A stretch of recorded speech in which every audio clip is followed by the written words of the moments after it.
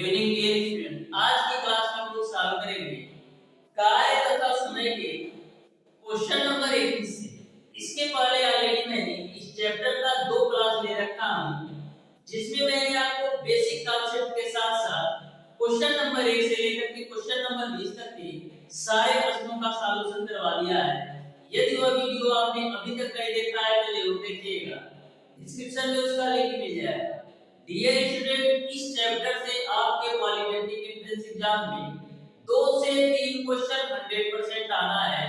तो इस चैप्टर का प्रत्येक क्वेश्चन आपके पॉलिटेक्निक एंट्रेंस एग्जाम के पॉइंट ऑफ व्यू से अति महत्वपूर्ण है। तो प्रत्येक क्वेश्चन को ध्यान से अच्छी तरीके से समझते हुए चलिएगा। तो स्टार्ट करते हैं आज की क्लास। देखते हैं क्वेश्चन नंबर 21। तो क्वेश्चन नंबर 21 आपके सामने है, ध्यान से समझिएगा कैसे सॉल्व करना है। दे रखा है ए अकेला एक कार्य को 12 दिनों में समाप्त कर सकता है, जबकि बी अकेला इसे 15 दिन में समाप्त कर सकता है। ए दोनों सी के साथ मिलकर इस कार्य को 5 दिन में पूरा करते हैं। यदि इस कार्य की कुल मजदूरी ₹96 मिली हो तो इस धन को ए बी तथा सी में किस प्रकार वितरित किया जाएगा, ये आपको बताना है। तो ध्यान से समझिएगा। ए अकेला एक कार्य को 12 दिनों में कर सकता है। ए जो है अकेला एक कार्य को 12 दिनों में समाप्त कर सकता है, और बी अकेला उसी कार्य को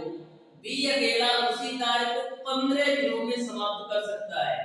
ए दोनों सी के साथ मिलकर इस कार्य को 5 दिनों में समाप्त कर सकते हैं। ए दोनों यानी कि ए और बी सी के साथ मिलकर उसी कार्य को 5 दिन में समाप्त कर सकते हैं, और इनको जो टोटल मजदूरी मिलती है ₹96, तो आपको यह बताना है ए को कितना मिलेगा, बी को कितना मिलेगा और सी को कितना मिलेगा। तो सबसे पहले हम टोटल वर्क निकाल लेते हैं। तो टोटल वर्क निकालने के लिए करते क्या है, 12, 15 और 5 का एलसीएम निकालो। तो 12, 15 और 5 का एलसीएम आपका आएगा 7। एलसीएम आपको एक ऐसी संख्या लेना है जो आपका 12 से भी पूरा विभाजित हो, 15 से भी पूरा विभाजित हो और 5 से भी पूरा विभाजित हो। अब 12 से आप 60 में भाग देंगे तो आपको मिलेगा 5, यानी ए की क्षमता 5 है। उसके बाद से 15 से भाग देंगे 60 को तो आपको मिलेगा 4, यानी बी की क्षमता आपका 4 है। उसी प्रकार से 5 से आप भाग देंगे 60 को तो मिलेगा आपको 12, यानी ए बी और सी की जो क्षमता है वो आपका 12 के बराबर है। अब डियर स्टूडेंट, ए की क्षमता आपने निकाला है 5 और बी की क्षमता आपने निकाला है 4, तो ए बी और सी की क्षमता है 12, जिसमें ए की क्षमता 5 है और बी की क्षमता 4 है। तो सी की क्षमता कितनी आ जाएगी, सी की क्षमता आपको आ जाएगी 3। अब डियर स्टूडेंट, इस कार्य के बदले उसको ₹96 मिलता है। तो ये देखिए ए बी और सी मिलकर के कितना काम करते हैं, तो ए बी सी मिलकर के टोटल 12 काम करते हैं। इस 12 काम के बदले इसको ₹96 दिया जाता है। तो देख लेते हैं एक काम के बदले कितना रुपया मिलेगा। तो 12/96 यानी एक काम के बदले इनको ₹8 मिलता है। एक काम के बदले इनको ₹8 मिलता है। तो ए 5 काम करता है तो एक काम के बदले 8 रुपया, तो 5 काम के बदले इनको ₹40 मिलेगा।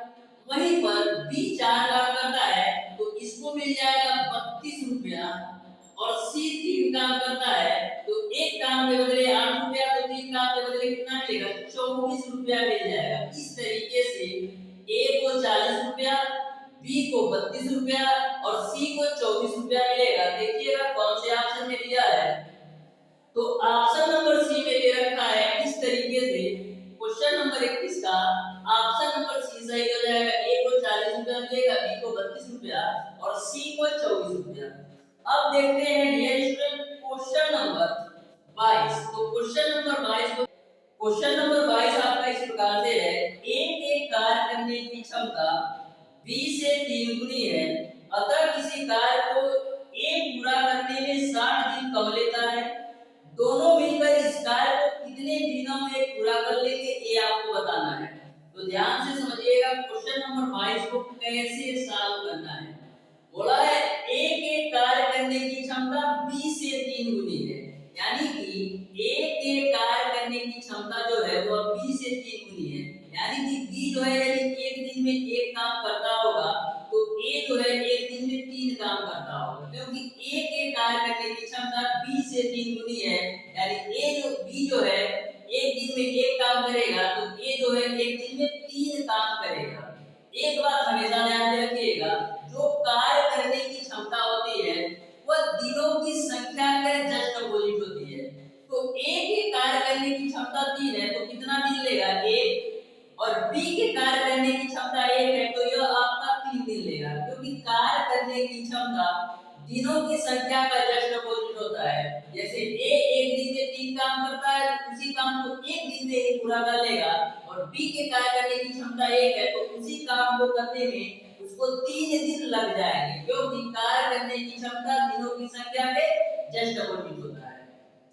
अब ये स्टूडेंट क्वेश्चन में बोल रखा है कि किसी कार्य को ए पूरा करने में 60 दिन कब लेता है। तो 60 दिन कब क्यों लेता है? 60 दिन इसलिए कब लेता है क्योंकि ए जो है उसी काम को एक दिन में ही पूरा कर लेता है और बी जो है उसी काम को 3 दिन में पूरा कर लेता है। यानी कि इन दोनों के बीच का अंतर देखा जाए, 3 और 1 के बीच का अंतर देखा जाए तो 2 रेशियो का आ रहा है। यानी 2 रेशियो की वजह से 60 दिन का अंतर आ रहा है। तो एक रेशियो की वजह से कितने दिन का अंतर आएगा? 30 दिन का। यानी 2 रेशियो की वजह से जो अंतर है वो आपका 60 दिन का, तो एक रेशियो की वजह से जो अंतर आएगा वो आपका 30 दिन का। तो एक रेशियो की जगह पर हम रख देंगे 30, तो एक रेशियो की वैल्यू 30 होगी तो आपका 3 रेशियो की वैल्यू आपका 90 हो जाएगा। अब दिए स्टूडेंट आपको समझ में आ गया कि ए जो है उसी काम को 30 दिन में कर लेगा और बी जो है उसी काम को 90 दिन में। अब आप टोटल वर्क निकाल लो तो 90 और 30 का टोटल वर्क निकालोगे यानी एलसीएम निकालोगे तो 90 आएगा। अब देखिएगा टोटल वर्क आपका आ गया 90। इस 90 काम को ए और बी मिलकर के एक साथ करेंगे। तो ए और बी मिलकर के कितना काम करते हैं एक दिन में? ए और बी मिलकर के एक दिन में 3 और 1 4 काम करते हैं। तो 4 की इधर से इनको 90 काम करना है तो 2 से कैंसिल करो, 2 दूना 4 और ये आपका हो जाएगा 45। तो 45/2 को हम क्या लिख सकते हैं? 22 सही 1/2 दिन। इस तरीके से ए और बी मिलकर के उसी काम को 22.5 दिन में पूरा कर लेंगे, यानी कि आपका ऑप्शन नंबर सी सही हो जाएगा। अब देखते हैं डियर स्टूडेंट क्वेश्चन नंबर 23। तो क्वेश्चन नंबर 23 भी आपका बिल्कुल सिंपल और आसान है, ध्यान से समझिएगा। क्वेश्चन नंबर 23 को कैसे सॉल्व करना है। आज की क्लास में आपका कार्य तथा समय चैप्टर पूरी तरह से कंप्लीट हो जाएगा। तो देखिएगा क्वेश्चन नंबर 23, मोहन हरीश तथा मनोज के कार्य का अनुपात 2:7:11 है। यदि वे तीनों कुल रुपया 2700 कमाते हैं तो हरीश और मनोज के पारिश्रमिक में कितना अंतर है ये आपको बताना है। तो ध्यान से समझिएगा क्वेश्चन नंबर 23 को। मोहन हरीश और मनोज, ये आपका मोहन है और ये आपका हरीश है और एक आपका मनोज है, एक आपका मनोज है। इनके कार्य का अनुपात दे रखा है 2:7:11 के।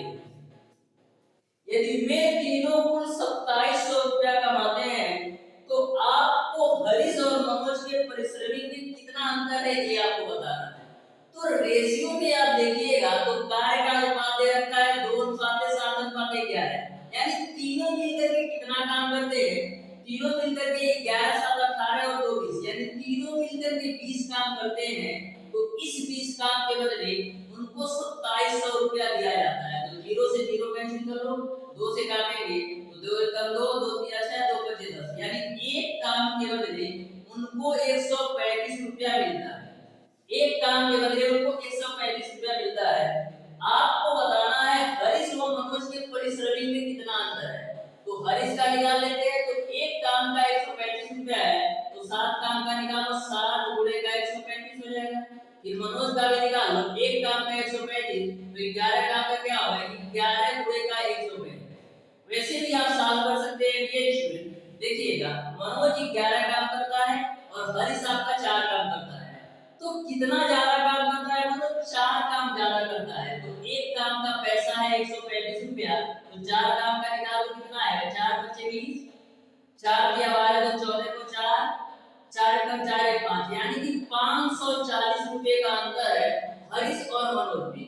यहाँ से आप कैलकुलेट करके भी निकाल सकते हैं या आप डायरेक्ट भी कर सकते हैं कि इन दोनों के बीच 4 काम का अंतर है। तो एक काम का रुपया 135 रुपया है तो 4 काम का 540। इस तरीके से क्वेश्चन नंबर 23 का ऑप्शन नंबर डी सही हो जाएगा। अब देखते हैं dear student question number 24। Question number 24 को भी आप ध्यान से समझिएगा, बिल्कुल सिंपल सा क्वेश्चन है। बोला है 3 आदमी किसी कार्य को 6 दिन में समाप्त कर सकते हैं। उनके कार्य आरंभ करने से 2 दिन बाद 3 आदमी और आ गए, शेष कार्य समाप्त होगा, ये आपको बताना है। तो 3 आदमी किसी कार्य को 6 दिन में, यानी कि 3 मैन जो है किसी कार्य को 6 दिन में समाप्त करते हैं। 3 आदमी किसी कार्य को 6 दिन समाप्त करते हैं। फिर आगे बोला है उनके कार्य आरंभ करने के 2 दिन बाद, यानी कि 2 दिन तक तो यह 3 आदमी काम करते हैं, क्योंकि क्वेश्चन में बोला है उनके कार्य आरंभ करने के 2 दिन बाद, यानी कि 3 आदमी ने 2 दिन तक तो काम किया है, प्लस कार्य करने के 2 दिन बाद 3 आदमी और चले आते हैं। तो पहले तो 3 आदमी थे, 3 आदमी और आ गए, यानी अब आपके टोटल आदमी हो गए 6 आदमी। तो बोला है शेष काम को कितने दिन में करेंगे, तो मैं मान लेता हूं शेष काम को 10 दिन में कर लेंगे। अब देखिएगा यहां से आपका हो जाएगा 18m बराबर 6m प्लस का 6m इनटू का x हो जाएगा। 18m में से 6m घटाओगे तो मिलेगा आपको 12m बराबर आपका हो जाएगा 6m इनटू का x। 6m से 12m काटोगे तो 2, यानी x की वैल्यू आपको मिल जाएगा 2 दिन। इस तरीके से शेष काम को 2 दिन में कंप्लीट करेंगे, यानी कि क्वेश्चन नंबर 24 का ऑप्शन नंबर ए सही हो जाएगा। अब देखते हैं डियर स्टूडेंट क्वेश्चन नंबर 25। तो क्वेश्चन नंबर 25 भी आपका बिल्कुल सिंपल और आसान क्वेश्चन है, आप ध्यान से समझिए। बोला है 2 नल किसी टैंक को क्रमशः 60 मिनट और 75 मिनट में भर सकते हैं। एक तीसरा नल टैंक को खाली करता है। यदि तीनों नल एक साथ खोल दिए जाए तब टैंक 50 मिनट में भर जाता है। जितने समय में तीसरा नल टैंक को खाली कर सकता है वह समय आपको बताना है। तो देखिएगा 2 नल एक टैंक को 60 मिनट और 75 मिनट में भर सकते हैं। तो एक नल मैंने मान लिया P जो कि टैंक को 60 मिनट में भर सकता है, और दूसरा नल मैंने मान लिया Q जो कि टैंक को 75 मिनट में भर सकता है। फिर आगे बोला गया है एक तीसरा नल टैंक को खाली करता है। यदि तीनों नल एक साथ खोल दिए जाए तो टैंक आपका 50 मिनट में भर सकता है, यानी कि 2 नल तो पानी भर रहे हैं और एक तीसरा नल है जो टैंक को खाली करता है, यानी कि P और Q तो टैंक को भरने में लगे हैं, और एक तीसरा नल मैं मान लेता हूं R जो कि टैंक को खाली करता है। तो तीनों नल मिलकर उसी टैंक को 50 मिनट में भरते हैं। तो आपको यह बताना है कि भरी टैंक को तीसरा नल कितने समय में खाली करेगा। तो ध्यान में रखिएगा जो भी नल आपका टैंक को खाली करता हो उसको माइनस से दर्शाना है। जो आपका R नल है वो टैंक को खाली करने में लगा है, इसलिए मैंने माइनस से लगाया। अब आप टंकी की क्षमता निकाल लो। तो 60, 75 और 50 का एलसीएम कितना लेंगे, एलसीएम आपको ले लेना है 300। तो 60 से भाग देंगे 300 को तो आपको मिलेगा 5, यानी P की क्षमता है 5।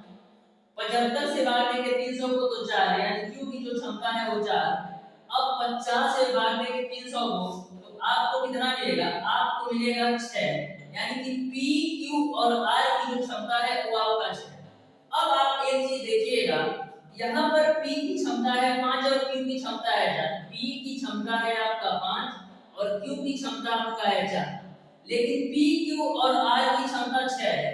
यहाँ पर रीजन ये है कि जो आपका R है वो टैंक को खाली कर रहा है, तो 9 भर रहे हैं, यानी कि यह जो है 3 की रेट से खाली कर रहा होगा, इसीलिए P, Q और R यानी तीनों नल जो है केवल 6 बार कर रहे हैं, क्योंकि 5 जब 9 भर रहे हैं यानी कि 3 ये खाली कर रहा होगा, इसीलिए P, Q, R तीनों मिलकर के केवल 6 भाग ही भर पा रहे हैं। तो डियर स्टूडेंट टोटल टैंक की क्षमता है आपका 300 और खाली करने वाला घंटे खाली करना है तो डिवाइडेड बाय 3 कर लो तो कितना आएगा 100 मिनट। यानी कि भरी टंकी को खाली करने में उसको 100 मिनट लगेंगे। यानी कि क्वेश्चन नंबर 25 का जो आंसर होगा वो आपका ऑप्शन नंबर ए सही हो जाएगा। अब देखते हैं डियर स्टूडेंट क्वेश्चन नंबर 26। तो क्वेश्चन नंबर 26 भी आपका बिल्कुल सिंपल और आसान क्वेश्चन है। इस चैप्टर का जितना भी क्वेश्चन है आपका बिल्कुल सिंपल और आसान है, बस आपको बेसिक कॉन्सेप्ट अच्छी तरीके से समझ में आना चाहिए। और यदि आप हमारी पूरी क्लास अच्छी तरीके से देखते हैं तो आपको किसी भी क्वेश्चन में कोई भी प्रॉब्लम नहीं आएगा।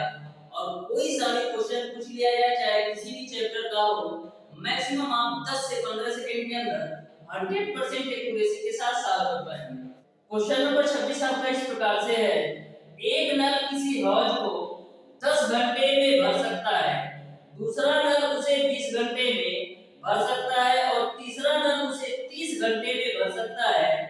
यदि तीनों नल एक साथ खोल दिए जाए तो कितने घंटे बाद हौज पूरा भर जाएगा, ये आपको बताना है। तो बिल्कुल सिंपल सा क्वेश्चन है, आप ध्यान से समझिएगा। क्वेश्चन नंबर 26 को कैसे सॉल्व करना है। एक नल किसी हौज को 10 घंटे, तो मैं मान लेता हूं पहला नल आपका ए है जो किसी हौज को 10 घंटे में भर सकता है और दूसरा नल आपका बी है जो किसी हौज को 20 घंटे में भर सकता है और तीसरा नल आपका सी है जो किसी हौज को 30 घंटे में भर सकता है। तो आपको यह बताना है कि तीनों नल एक साथ खोल दिए जाए तो हौज को भरने में कितना समय लगेगा। सबसे पहले डियर स्टूडेंट हौज की क्षमता निकालते हैं, तो 10, 20 और 30 का एलसीएम निकालेंगे तो आपका आएगा 7। 10 से भाग दे दीजिए 60 को तो आपका आएगा 6, यानी ए की क्षमता 6 है।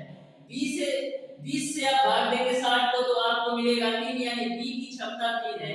30 से भाग देंगे 60 को तो आपको मिलेगा 2, यानी सी की क्षमता आपका 2 है। इस तरीके से ए की क्षमता 6, बी की क्षमता 3 और सी की क्षमता आपका 2 हो गया। टोटल आपका हौज की क्षमता है 7। इस 60 काम को ए बी सी मिलकर करेंगे तो ए बी सी मिलकर के कितना भाग करेंगे तो 6 3 9 2 11 भाग, यानी ए बी सी तीनों मिलकर के 11 भाग भर सकते हैं और टोटल आपका 60 भाग भरना है हौज का। तो 11 से भाग दीजिए तो 11 बचे 55, यानी आपको मिलेगा 5 सही 5 बटे 11 घंटा। यानी कि 5 सही 5 बटे 11 घंटे में यदि तीनों नल एक साथ खोल दिया जाए तो 5 सही 5 बटे 11 घंटे में पूरा हौज भर जाएगा। यानी कि क्वेश्चन नंबर 26 का ऑप्शन नंबर डी सही हो जाएगा। अब देखते हैं डियर स्टूडेंट क्वेश्चन नंबर 27। तो क्वेश्चन नंबर 27 को आप ध्यान से समझिएगा। बोला है 3 पाइप ए बी तथा सी एक टंकी को 6 घंटे में भर सकते हैं। 2 घंटे बाद पाइप सी को बंद कर दिया जाता है तथा पाइप ए और पाइप बी शेष टंकी को 7 घंटे में भर देते हैं। पाइप सी अकेला खाली टंकी को 1/2 भाग को भरने में कितना समय लेगा, ये आपको बताना है। तो 3 पाइप ए बी सी है जो किसी टंकी को 6 घंटे में भरते हैं, तो 3 पाइप आपके ए बी और सी मिल करके एक टंकी को 6 घंटे में भरते हैं। फिर आगे बोला गया 2 घंटे बाद पाइप सी बंद कर दिया जाता है, यानी 2 घंटे बाद पाइप सी को बंद कर दिया जाता है, यानी कि 2 घंटे के लिए तो तीनों पाइप एक साथ काम किए हैं, यानी कि ए बी और सी ने 2 घंटे तक तो एक साथ काम किया। फिर 2 घंटे बाद जब पाइप सी को बंद कर दिया जाता है तो आपके पाइप ए और पाइप बी जो है उस टंकी को 7 घंटे में भर देते हैं। तो आपको बताना है कि सी अकेला उस टंकी को कितने घंटे में भरेगा। तो ध्यान से समझिएगा कैसे सॉल्व करना है। तो यहाँ पर आपका 6 भाग है एबीसी का, ये आपका सी है। यहाँ पर 6 भाग है आपका एबीसी का और यहाँ पर आपका है 2 भाग एबीसी का। तो 6 भाग एबीसी में से 2 भाग एबीसी घटाएंगे तो आपको मिलेगा एबीसी का 4 भाग बराबर आपका हो जाएगा a प्लस बी इंटू का सी। यहाँ से dear student a plus B plus का C divided by a plus value आप निकालोगे तो आपको मिलेगा 7/4, यानी ए बी सी की जो कार्य करने की क्षमता है वो आपका 7 है और ए और बी के कार्य करने की क्षमता 4 है। तो देखिएगा ए और बी के कार्य करने की क्षमता 4 है और ए बी सी का आपका 7 है, तो आप कह सकते हैं कि सी की जो क्षमता होगी वो आपका 3 काम करने का होगा, क्योंकि ए बी की जगह पर आप 4 रखेंगे तो 7 में से 4 घटाएंगे तो 3 आ जाएगा, यानी कि जो सी की क्षमता है वो आपका 3 आ जाएगा। अब डियर स्टूडेंट करते क्या है, अब डियर स्टूडेंट टंकी की क्षमता निकाल लेते हैं। तो ये भी आपका टंकी की क्षमता है, यानी ए भी आपका टोटल वर्क है और ए भी आपका टोटल वर्क है। तो यहाँ से हम टंकी की क्षमता निकालेंगे a + b + c * cos से। तो a + b + c की जो वैल्यू आपने निकाला है 7, a + b + c की वैल्यू आपने निकाला है 7 और पूरे आपका 6, यानी 7 6 कितना आ जाएगा 42, यानी जो टंकी की क्षमता है वो आपका है 42। इस 42 का c अकेला करेगा, तो c कितने दर से करेगा, c जो है 3 की दर से इस 42 भाग को भरेगा, तो 3 एकम 3 और आपका 3 चौका 12। लेकिन क्वेश्चन में यह बोला गया है कि आधे भाग को भरने में कितना समय लगेगा, तो पूरे भाग को भरने में आपका 14 घंटा लेता है। पूरे भाग को भरने में सी जो है 14 घंटा लेता है, तो आधे भाग को भरने में कितना घंटा लेगा, 7 घंटा लेगा। इस तरीके से क्वेश्चन नंबर 27 का जो आंसर होगा वो आपका ऑप्शन नंबर डी सही हो जाएगा, क्योंकि पूरे भाग को भरने में 14 घंटा लेता है तो आधे भाग को भरने में 7 घंटा लेगा। अब देखते हैं क्वेश्चन नंबर 28। इस चैप्टर का लास्ट के 2 क्वेश्चन और बचे हैं जो कि अति महत्वपूर्ण है, तो ध्यान से इन दोनों क्वेश्चन को समझिएगा कैसे सॉल्व करना है। तो क्वेश्चन नंबर 28 आपका इस प्रकार से है, 5 पुरुष तथा 3 लड़के 23 एकड़ खेत को 4 दिन में जोत सकते हैं। 3 पुरुष तथा 2 लड़के 7 एकड़ खेत को 2 दिन में जोत सकते हैं। कितने लड़के 7 पुरुषों के साथ 45 एकड़ जमीन को 6 दिन में जोत लेंगे, ये आपको बताना है। तो जो आपका क्वेश्चन नंबर 28 है ये आपका एमडीएच रूल पर है। तो एमडीएच का रूल क्या होता है, m1 d1 h1 बटे का w1 बराबर आपका होता है m2 d2 h2 बटे का आपका w2 होता है। अब क्वेश्चन को ध्यान से समझिएगा, 5 पुरुष तथा 3 लड़के, यानी 5 मैन प्लस का 3 बॉय, 5 पुरुष और 3 लड़के 23 एकड़ खेत को 4 दिन में जोत देते हैं। तो दिनों की संख्या आपका 4 है, तो 23 एकड़ खेत है वो आपका दिया गया क्या है, यानी w1 की वैल्यू आपका आ जाएगा 23। 3 पुरुष तथा 2 लड़के, यानी कि m2 की जो वैल्यू है वो आपका 3 पुरुष और 2 लड़के, 3 पुरुष 2 लड़के 7 एकड़ खेत को 2 दिन में, यानी कि दिनों की संख्या आपका 2 है और जो किया गया कार्य है वो आपका 7 एकड़ है। तो यहाँ से हम सबसे पहले लड़के और आदमी की क्षमता निकाल लेते हैं। तो 2 से आप कैंसिल कर दो तो 2 दूना 4, क्रॉस मल्टीप्लाई करेंगे तो 7 गुना 14 का आपका गुणा होगा 5m प्लस का 3b में, उसके बाद से 23 का आपका गुणा होगा 3m प्लस का 2b में, तो गुणा करा लो तो 14 25 70m प्लस का 4 42b बराबर 23 दिया कितना होता है 69m प्लस का 23 गुना 46b। अब देखिएगा ये तो 70m में से 69m घटाओगे तो m मिलेगा और 46b में से 42b घटाओगे तो मिलेगा आपको 4b। यहाँ से m और b की क्षमता निकाल लो, यानी आदमी और बच्चे की क्षमता निकाल लो तो आपको मिलेगा 4/3, यानी आदमी जो है एक दिन में 4 काम करता है और जो लड़का है वो एक दिन में 1 काम करता है। अब डियर स्टूडेंट हम ये देखते हैं कि 23 एकड़ खेत को जोतने के लिए कितना काम करना पड़ रहा है। तो डियर स्टूडेंट 23 एकड़ खेत जोतने के लिए 5 आदमी और कितना है 3 लड़का मिल करके जब 4 दिन काम करते हैं, 5 आदमी और 3 लड़का मिल करके जब 4 दिन काम करते हैं तो आपका 23 एकड़ खेत जोता जाता है। अब m और b की वैल्यू रखो तो 5 m की वैल्यू है 4 1 है गुणे का 4, इतना काम करते हैं तो आपका 23 एकड़ खेत जोता जाता है। तो 5 चौक 20 और 3 एकम 3, तो 20 और 3 हो जाएगा आपका 23। तो 23 गुणे 4 काम करने पर आपका 23 एकड़ खेत जोता जाता है। तो 23 से 23 कैंसिल कर दो, यानी कि आपको समझ में आ गया कि 1 एकड़ खेत को जोतने के लिए 4 यूनिट काम करना पड़ रहा है। 1 एकड़ को जोतने के लिए 4 यूनिट का काम करना पड़ रहा है। आपको बताना है कि 45 एकड़ खेत जोतने के लिए 45 एकड़ खेत जोतने के लिए 7 पुरुषों के साथ कितने लड़कों की जरूरत पड़ेगी। तो देखिएगा 45 एकड़ खेत है, 1 एकड़ खेत को जोतने के लिए 4 यूनिट करना पड़ रहा है।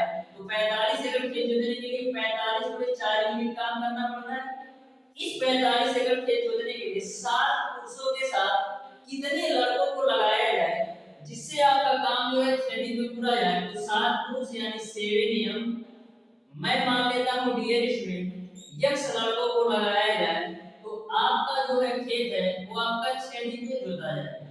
तो यहाँ पर देख लीजिएगा 45 गुणे 4 करोगे तो आपको मिलेगा 180 बराबर 7 एम की वैल्यू आपने निकाला है 4 प्लस यक्स एक्स रखो इनटू का 6 से काटो तो 6 3 18। तो यहाँ से आप देखेंगे तो 30 बराबर आपको मिलेगा 28 प्लस का x। तो x बराबर आपको कितना मिल जाएगा, x बराबर आपको मिल जाएगा यानी कि 7 पुरुष के साथ यदि 2 बच्चों को लगा दिया जाए तो 45 एकड़ के आपका 6 दिन में जुता जाएगा। इस तरीके से क्वेश्चन नंबर 28 का ऑप्शन नंबर ए सही हो जाएगा। अब देखते हैं डियर स्टूडेंट इस चैप्टर का लास्ट क्वेश्चन। तो ध्यान से समझिएगा इस चैप्टर का लास्ट क्वेश्चन क्वेश्चन नंबर 29 बिल्कुल सिंपल और आसान क्वेश्चन है, ध्यान से समझिएगा। और यह क्वेश्चन आपके एग्जाम में कई बार पूछा गया क्वेश्चन है। तो ध्यान से समझिएगा क्वेश्चन नंबर 29 को बोला है 110 मजदूर 8 घंटे प्रतिदिन कार्य करके 880 मीटर लंबी 7 मीटर चौड़ी तथा 2 मीटर गहरी खाई को 8 दिन में खोद सकते हैं। 490 मीटर लंबी 8 मीटर चौड़ी 3 मीटर गहरी खाई को 7 घंटे प्रतिदिन कार्य करके 6 दिन में खोदने के लिए कितने मजदूर लगाने पड़ेंगे ये आपको बताना है। तो जो आपका क्वेश्चन नंबर 29 है ये आपका एमडीएच रूल पर है। तो एमडीएच रूल क्या होता है, m1 d1 h1 बटे का w1 बराबर आपका होता है m2 d2 h2 बटे का आपका w2 होता है। तो यहाँ पर बोला है 110 मजदूर यानी कि m1 की जो वैल्यू है वो आपका है 110 मजदूर 8 घंटे प्रतिदिन यानी h1 की वैल्यू आपका है 8 गुणे उसके बाद से करके 880 मीटर लंबी और 7 मीटर चौड़ी और 2 मीटर गहरी जो दिया गया है वो आपका किया गया था यानी W1 की जो वैल्यू दे रखा है वो आपका दे रखा है 880 मीटर लंबी 7 मीटर चौड़ी और आपका 2 मीटर गहरी खाई को 8 दिन में खोद सकते हैं यानी दिनों की संख्या यानी d1 की वैल्यू आपको 8 दे रखा है। फिर दूसरे साइड पे दे रखा है 490 मीटर लंबी यानी W2 की बात कर रहा है तो 490 मीटर लंबी और आपका 8 मीटर चौड़ी और 3 मीटर गहरी खाई को खोदने के लिए 7 घंटे प्रतिदिन कार्य करते हुए यानी H2 की वैल्यू आपको 7 दे रखा है और दिनों की जो संख्या दे रखा है वो आपका 6 दे रखा है। आपको कितने आदमी लगाना पड़ेगा यानी m2 की वैल्यू आपसे पूछा जा रहा है ये आपको बताना है। तो बिल्कुल सिंपल सा क्वेश्चन है, आप ध्यान से समझिएगा। यहाँ पर डियर स्टूडेंट 490 है, देखिएगा 0 से 0 कैंसिल कर दो। उसके बाद से देखिएगा 7 सते आपका हो जाएगा 49, इस 7 से 7 को काट लो, फिर यहाँ पर 11 8 88, फिर 11 जाएगा 110 हो जाएगा, फिर 8 से आपको 8 काट लेना है, फिर यहाँ पर 2 चौक को 8 हो जाएगा तो ऊपर क्या मिलेगा 10 चौक को 40 बराबर यहाँ पर देखिएगा क्या मिलेगा यहाँ 2 गुणे का 6 बटे का 8 3 24 आपको मिल जाएगा। 6 चौक आपका होता है 24, तो m2 की वैल्यू आप निकालोगे तो आपको मिलेगा 40 गुणे 4 यानी 160। यानी कि 160 आदमी यदि मैं लगा दूं तो आपका 490 मीटर लंबा, 8 मीटर चौड़ा और 3 मीटर गहरी खाई यदि ये भी 7 घंटे काम करेगा तो आपका 6 दिन में कंप्लीट हो जाएगा। इस तरीके से क्वेश्चन नंबर 29 का ऑप्शन नंबर सी सही हो जाएगा। इस तरीके से डियर स्टूडेंट आपका कार्य तथा समय चैप्टर पूरी तरह से कंप्लीट हो गया। यदि आपको किसी भी क्वेश्चन में कोई भी डाउट या कोई भी कंफ्यूजन हो तो आप उसे कमेंट बॉक्स में कमेंट करके जरूर बताइएगा। इस चैप्टर में टोटल आपके 29 क्वेश्चन थे। टोटल 29 क्वेश्चन का सॉल्यूशन मैंने शानदार तरीके से सॉल्व करवा दिया। फिर भी यदि आपको किसी भी क्वेश्चन में कोई भी डाउट या कोई भी कंफ्यूजन हो तो आप उसे कमेंट बॉक्स में कमेंट करके पूछ सकते हैं। आज की क्लास आपको कैसी लगी? यदि वीडियो पसंद आया तो वीडियो को लाइक और चैनल को सब्सक्राइब जरूर कर लें।